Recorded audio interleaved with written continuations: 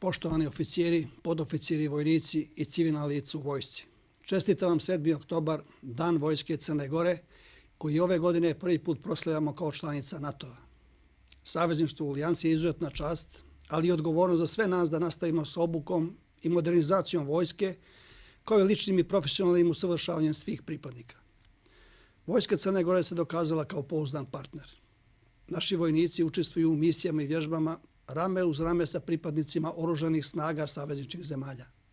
Lično sam se uvjerio u vaš naporan rad i posvećenost i to je ono što vas mora krasiti u toku vašeg daljeg angažovanja u vojsci. Siguran sam da ćemo i period koji je pred nama dočekati sa još boljim rezultatima, posebno u pogledu sposobnosti jedinica za izvršavanje namjenskih zadataka. Generalštab i Ministarstvo odbrane će nastaviti da rade na poboljšanju uslova za rad svih pripadnika vojske. Rješavanje vaših egzistencijalnih pitanja bit će jedan od naših prioriteta u narednom periodu. Uvaženi građani, Vojska Crne Gore uvijek je bila i bit će vojska svih građana Crne Gore. Svoje resurse i kapacitete koristila je i koristit će za unapređenje kvaliteta života svih koji žive u Crnoj Gori.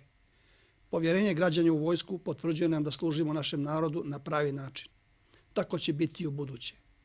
Možemo biti ponosni na svakog pripadnika vojske koji nosi uniformu u državi ili bilo gdje u svijetu, jer je svjestan odakle potiče, svjestan na koji način se poštuju i uvažavaju različite kulture i ponosno korača vjerujući u najčasnije vrijednosti koje vojnički poziv nosi sa sobom. Hvala.